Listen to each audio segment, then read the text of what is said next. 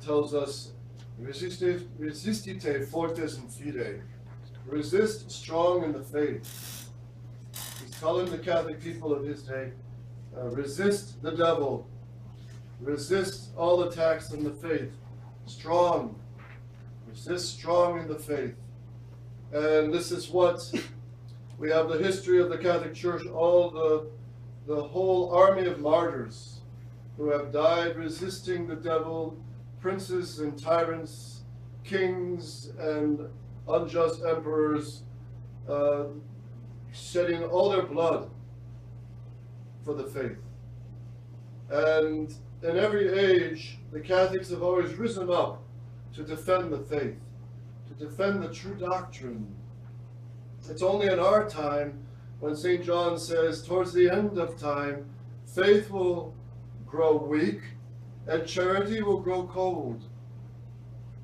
And people will be more interested in scandals, and they'll stop going to the new Mass because of scandals, when they should not be going to the new Mass because it crucifies our Lord, because it offends God. That's why we need to react. And now we're going to see, since the compromise of the faith at the leadership of our dear, once beloved Society St. Pius X, more scandals are going to come. It's going to happen. Why? Because once you compromise on the faith, you're going to compromise on morals too. It's going to happen. Just like at Vatican II. They compromised on doctrine at Vatican II, but it didn't take too long before the scandals hit the whole earth. Especially over 10,000 priests abandoning their priesthood and convents emptying out.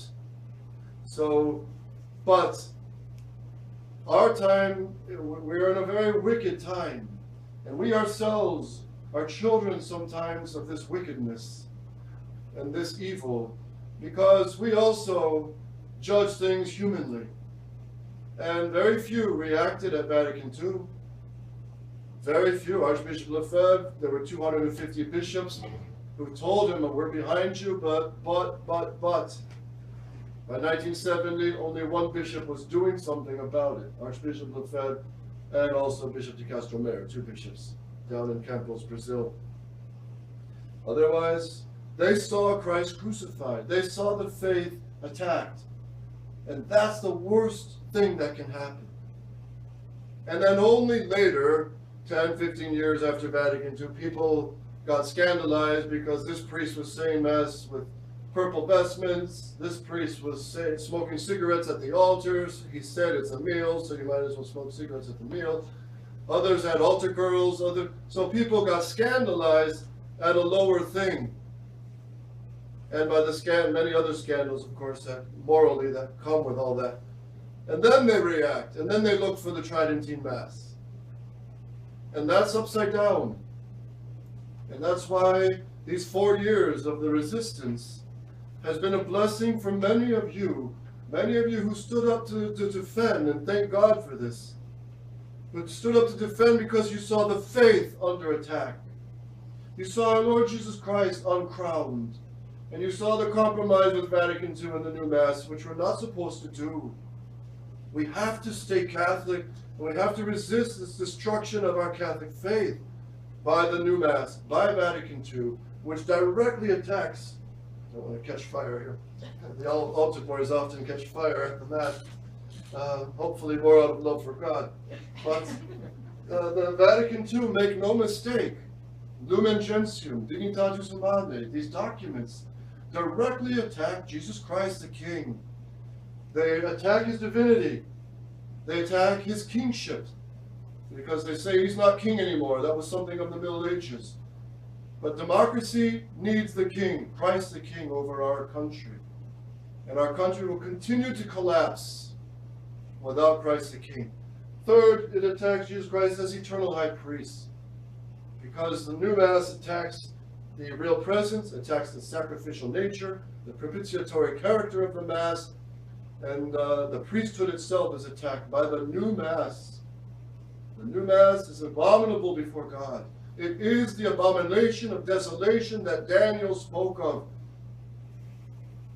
And then fourthly, it attacks Jesus Christ as the only Savior because of ecumenism. And ecumenism admits many saviors, and that's an insult to the true God, because there's only one God in the first commandment. So let's look back at history.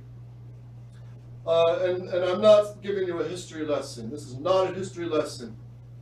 This is a lesson to encourage you to fight for the faith, because our fight is exactly the same as these great Catholics of the Vendée in France in the 1789 to 1795 and on. And also the great Catholics in Flanders, they also rose up, and many martyrs also at that time. But my point with bringing these examples is to show you, one, we're dealing with the same enemy, and they want the Catholic faith completely obliterated off the face of the earth. This is the Masonic lodges, funded by the Judeo-Masons. They have a true agenda and conspiracy to destroy the Catholic faith off the face of the earth. And if that means to replace it with a counterfeit religion and without shedding any blood or martyrs, all the more successful. But their hatred is the same for our Lord Jesus Christ. And we've got to wake up and realize this. And that's why so many Catholics, the worst enemy of the church, said Pope Pius IX, is not the atheists, not the communists, not the socialists, not even the Freemasons, but the liberal Catholics, who are spineless to defend the true doctrine, who only react when, oh, there's a terrible moral scandal, when Christ has already been betrayed 4 years ago with the doctrinal declaration, and in 1965 with Vatican II. So let's take a look at these great examples. First, this is from Michael Davies. He has since died, and Michael Davies was a strong supporter of Archbishop Lefebvre. He himself went with the una voce indult position, but overall, he towards his death, he realized Archbishop Lefebvre was always right. Always right. And he wrote a very good book. I recommend this to you, and give it to your young people to read also. It's called For Altar and Throne by Michael Davies, The Rising of the Vendée. And it's a magnificent book, and I'm not going to read the whole thing to you, but parts. Here we go. The disaster at Savonay. The chivalry of Kleber was far from typical among the Republican generals. Francois Joseph Westermann, known as the Butcher of the Vendée, was, like Kleber, a native of Alsace. He came from a noble and very Catholic family, but became a ferocious revolutionary and a disciple of Danton. And what was the French Revolution's cry? Liberty, equality, fraternity. Vatican II was the French Revolution inside the Catholic Church, and also the Communist Revolution. And that's quoted by Bishop, can't remember his name off the top of my head right now, but one of the bishops at Vatican II said Vatican II is the French Revolution inside the church. Religious liberty is liberty, the Masonic liberty.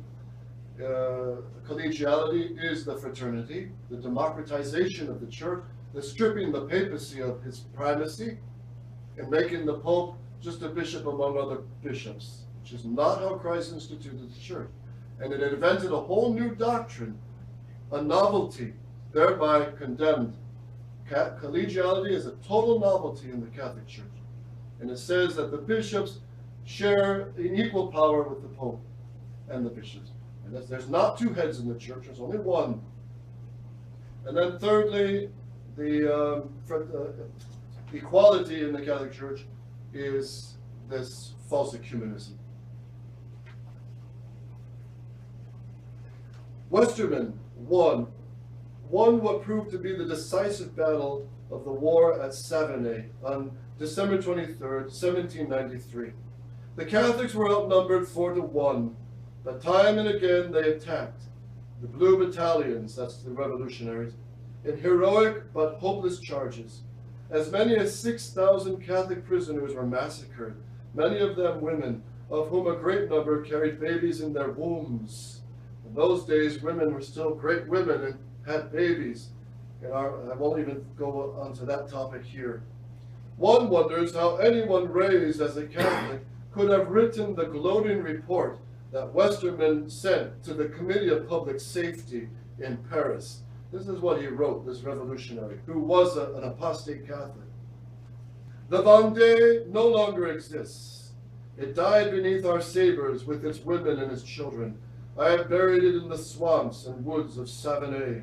I crushed the children beneath the hooves of my horses and massacred the women. I do not have one prisoner to reproach myself with. I have exterminated them all. The roads are littered with corpses.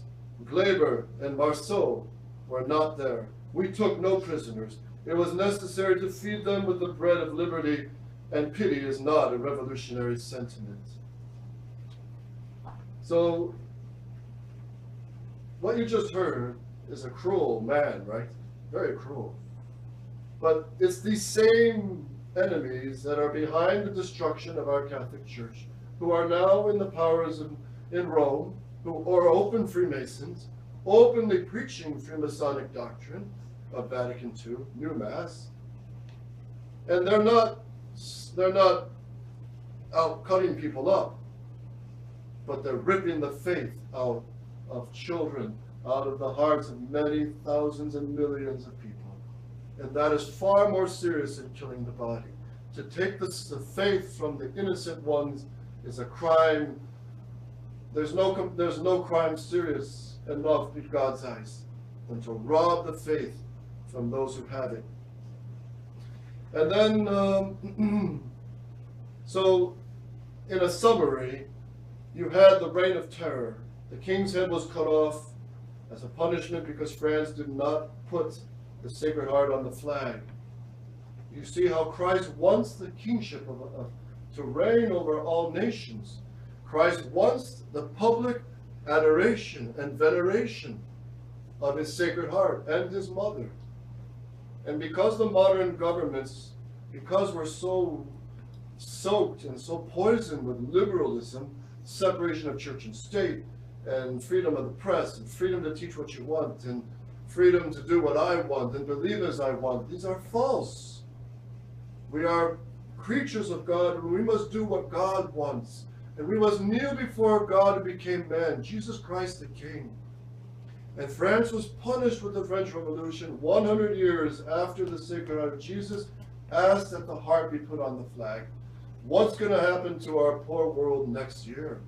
2017, 100 years after Fatima, when the Virgin Mary has been ignored, despised, and even the messages have been fangled with. And Sister Lucia, we don't even know what happened to her. You see, there's dark powers that we're up against, and they would have no problem, as Father Gregory Hess says, these men, the wicked men in Rome, the modernists, would have no problem paying off a murder at all. And I often wonder, if when Archbishop Lefebvre got that phone call the night before he consecrated the 4 bishops, he had a phone call from Rome saying, why don't you come down and we'll discuss some more. And Archbishop Lefebvre already, he said, I've had enough with your games. Now you're putting the faith, you're taking the faith from millions, you've changed the Mass, you've changed the doctrine, we've had enough. I must continue the Catholic Church, and I don't want to die and come before Christ and hear from him, you've destroyed the Church with the rest of them. But had Archbishop Lefebvre foolishly said, well, the Pope's calling me, I have to go to Rome, and he got into that black limousine that they offered him, I often wonder, I don't think he would have made it to Rome. That would have been the end of Archbishop Lefebvre, and finally the end of Catholic tradition. So they think. But they will never destroy Catholic tradition. Never. The Catholic faith will never be crushed, no matter how much they try. And that frustrates them to no end. And you are the greatest fear of these enemies of Christ. Those Catholic people, old and young, who keep the faith of our ancestors that Christ gave us. So, one great example. There were many martyrs and many heroic soldiers and who had many, the Vendée had many victories.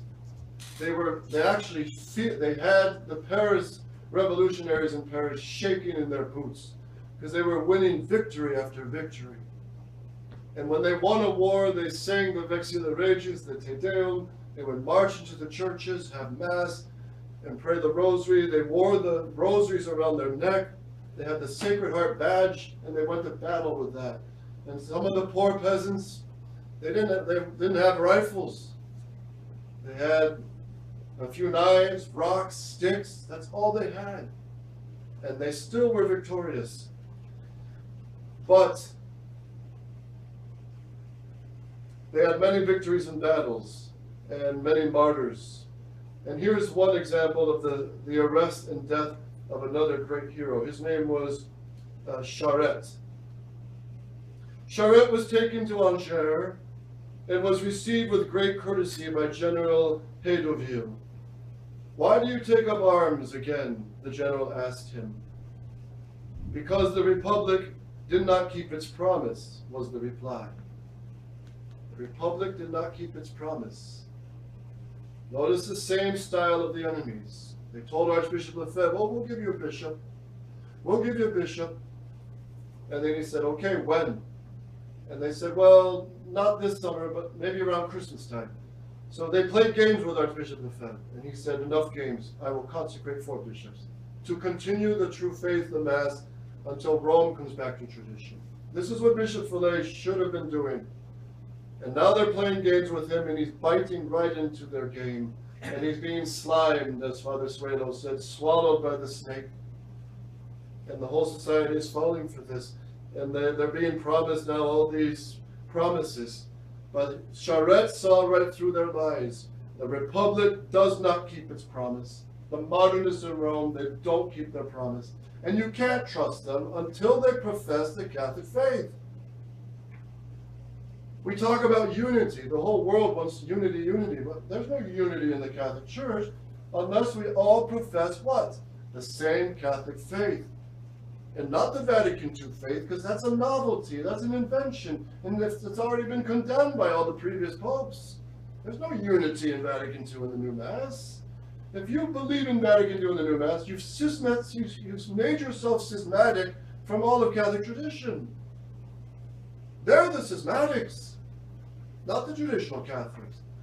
And that's why St. Pius X said, the real friends of the people are not the revolutionaries, innovators, and utopian dreamers, but the traditional Catholics, faithful to tradition,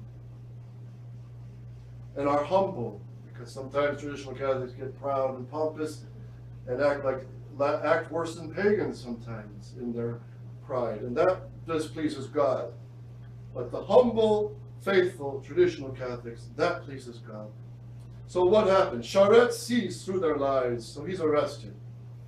Posters were printed announcing that Charette had been captured.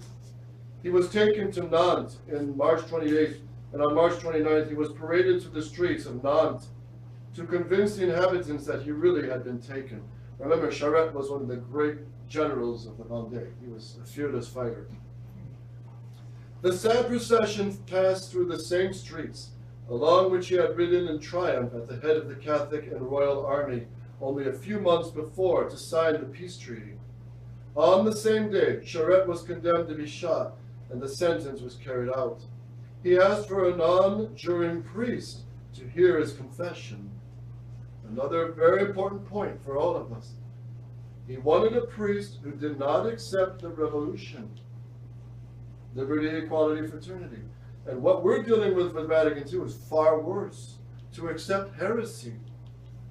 So when Catholics say we don't want to go anymore to these indult masses, or to these St. Peter masses, or St. Pius X masses, why? Because they've, as an entity, as a congregation, they have officially compromised on Vatican II in the new Mass. And that happened in the Society 4 years ago with the Doctrinal Declaration. Reread it. It's a masterpiece of modernism.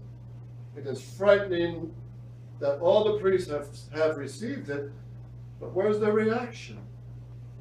Where's the reaction?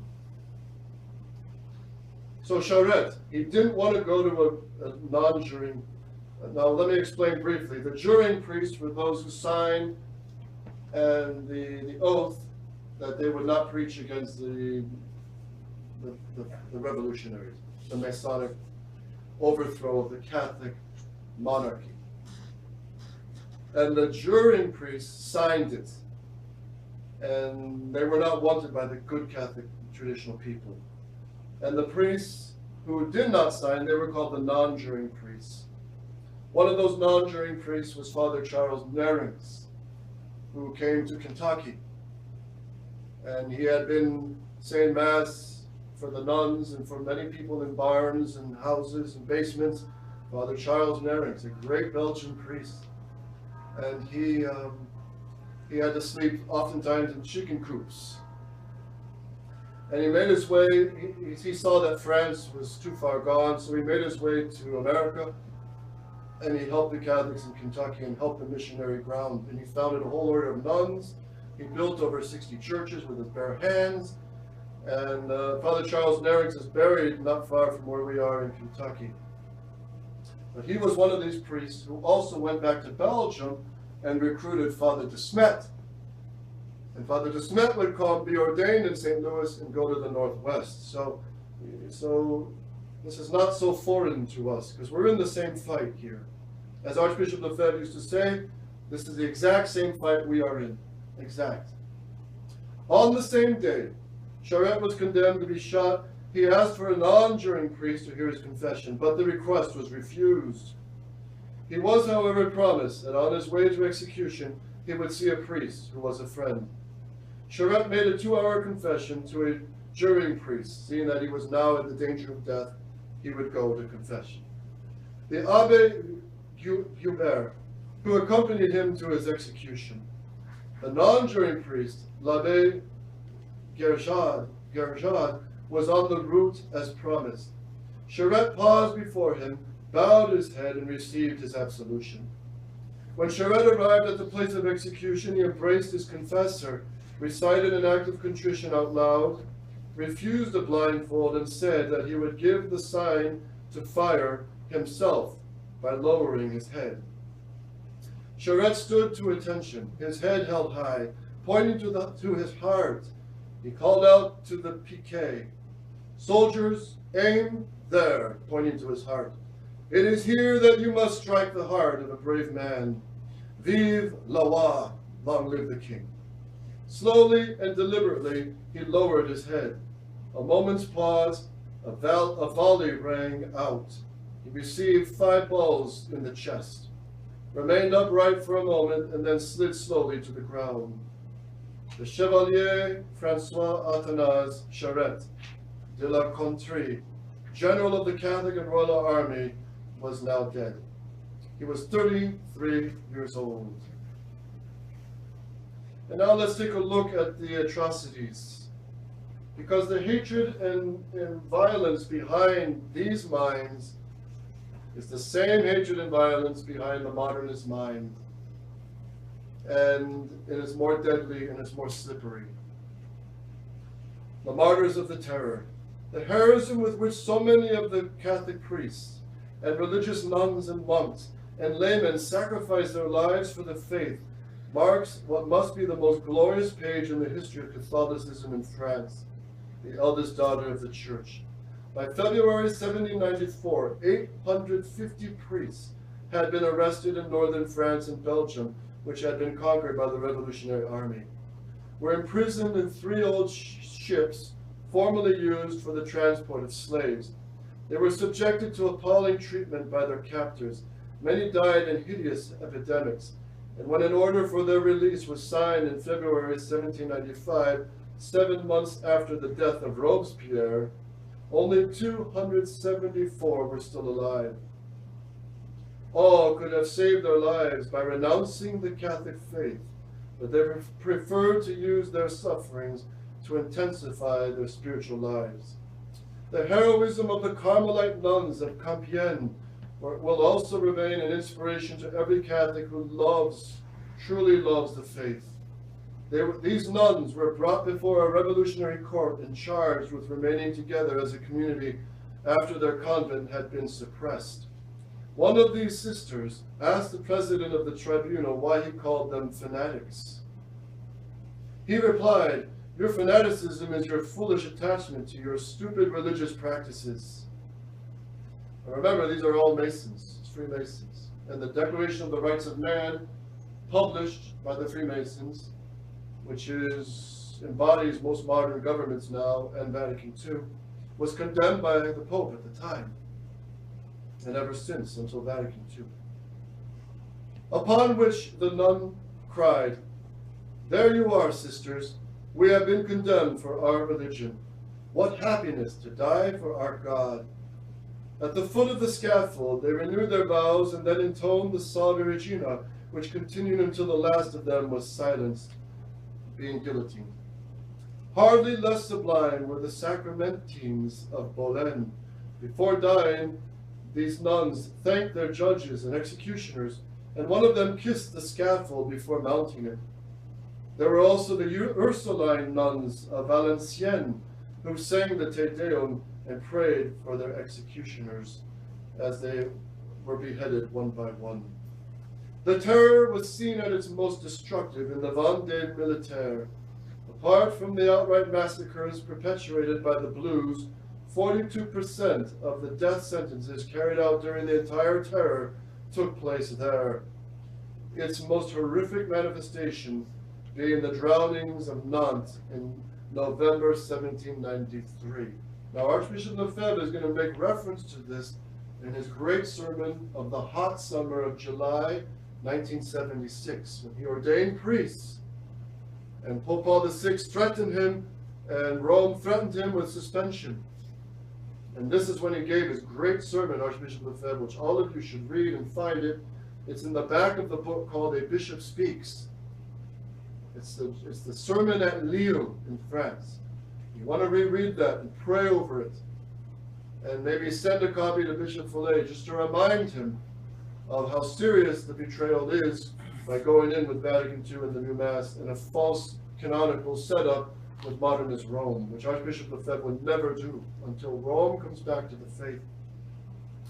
The drownings at Nantes. In cities such as Nantes, the prisons were packed with Catholic people, 3 or 4 times the number for which they had been built. The squalor and the suffering this caused cannot be imagined. Old and young, men, women, and children were crammed together in conditions devoid of the minimum requirements of decency, sanitation, or hygiene. Epidemics caused hundreds of deaths each day. Some bodies were thrown into the river Loire. Others were left to decompose among the barely living. Republican doctors who visited the prisons made known their horror at what they found. The Republican excuse was that the guillotine could not eliminate the enemies of liberty at a sufficiently swift and economic rate.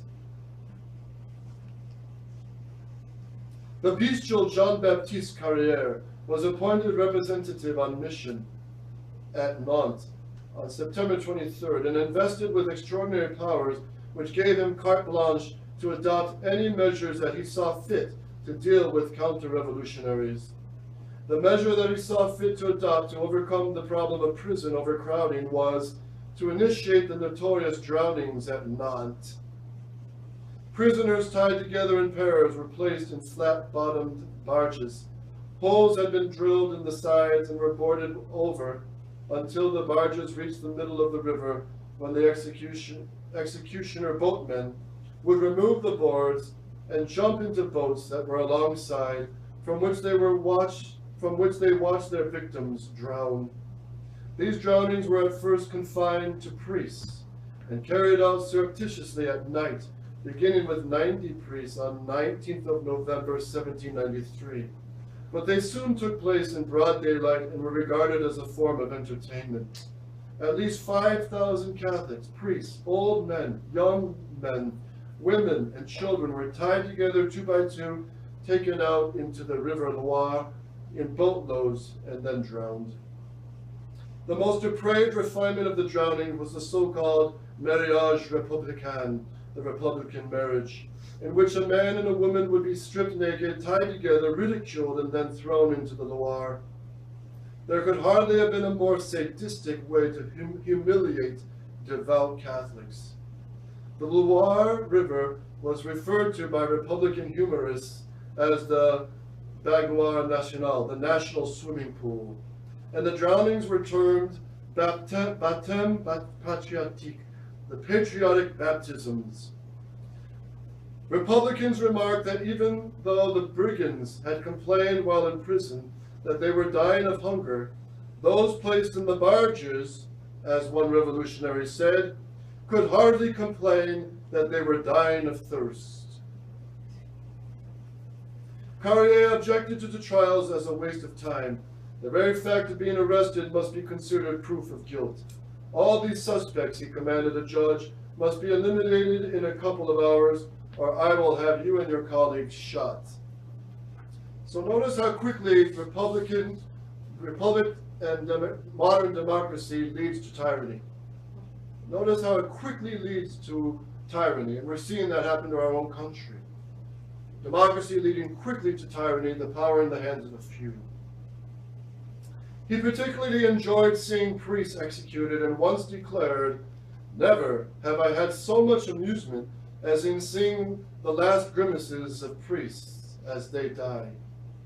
He almost literally waded in blood during this time in Nantes.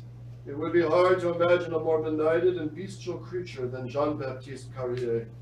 He himself perished on the guillotine December 1794, 5 months after the fall of Robespierre.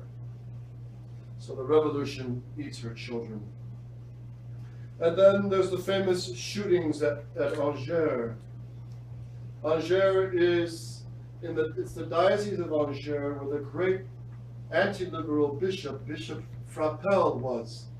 Bishop Frappel has many great quotes, and it's in that diocese where Avrier, the Dominicans of Avrier monastery is, and only about 3 blocks walk from there is the field where all these shootings took place. And I'll just read part of this. The Republicans would make reference to our Holy Mother guillotine. In the city of Angers, it was constantly in use, but could not cope with the number of prisoners. The Republicans investigated several means of mass killings, including the possibility of poisoning wells or fabricating a poison gas to asphyxiate the Vendéans. But at Angers, it was decided that mass shootings would be the most cost-effective method of eliminating Catholics. A fanatical Republican living just outside the city at Avrier offered his field for the purpose. He said, "Send out as many as you can. They will make good fertilizer." Catholics were marched outside the town in batches of 400. They were tied together in pairs, and the pairs linked by a long rope. Ditches had been dug on the previous evening. The victims were lined up in batches of 50 and then shot so that they fell into the ditches. Many were only wounded, and they were finished off with swords and bayonets. Half the victims were women. This became a standard method of execution for Catholic prisoners. At least 2,000 were murdered in this way between January and April 1794. The field where these humble Catholics died is now known as the Field of the Martyrs of Avrier, and the track that leads to it as the Path of Silence.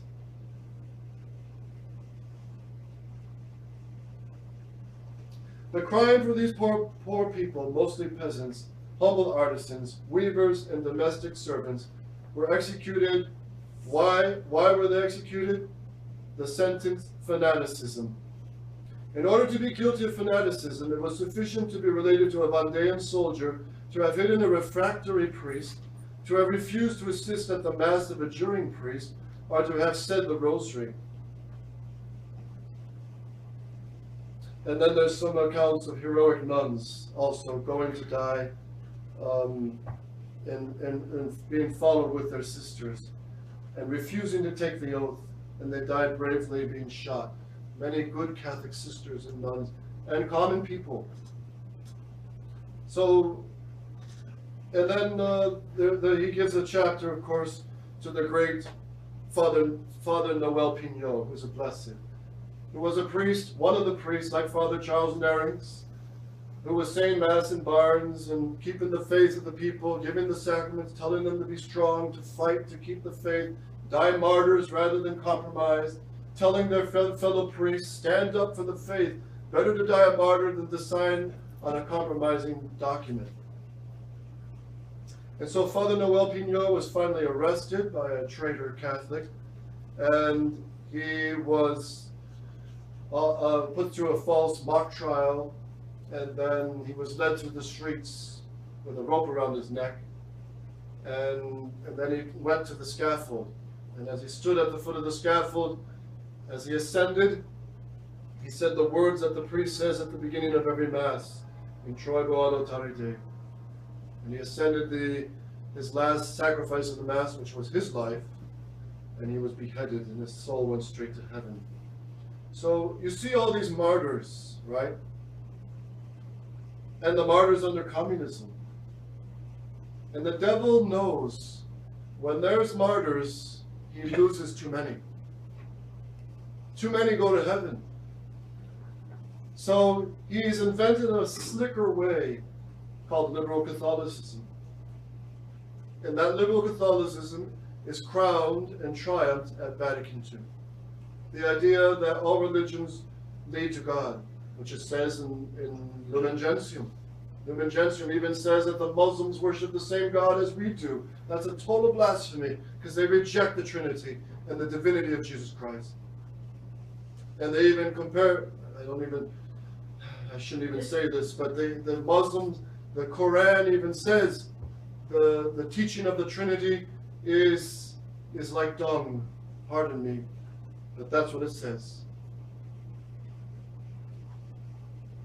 So Vatican II is that new religion, and it's destroying the faith. And how is it destroying the faith of so many Catholics and now traditional Catholics who are buying into Vatican II? 11 or 12 groups, Campos, Labarou, Archbishop Lefebvre warned them, don't do this. But they all one by one fell because they were promised agreements. They could still preach against modernism, and they can still keep their Latin Mass, but they still fell to Vatican II in the new Mass. Once you sign on paper, you're finished. And that's what happened in 2012 with our dear SSPX. And that's why we have to resist, strong in the faith. And this is maybe a tougher time for Catholics now, because it's easy, in a way, with God's help, it's easy to get shot. It's easy to get your head chopped off. But to persevere in the faith, when the whole world is turning more and more against Catholicism, more and more against Jesus Christ the King, and as liberalism takes its toll, being paraded in our streets with rainbow flags, that's the logical conclusion of liberalism.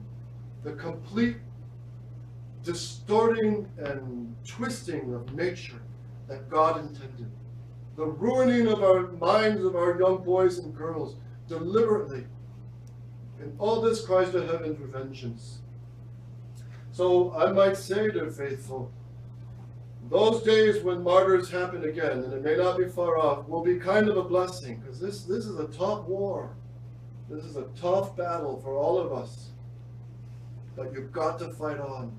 And Archbishop Lefebvre referred to these martyrs of the drownings of Nantes and at the French Revolution. And he himself said, it would have been better for all these priests and monks and nuns after Vatican II to have gone to have their heads chopped off as martyrs than to have lost their faith through that new Mass and the new doctrines of Vatican II.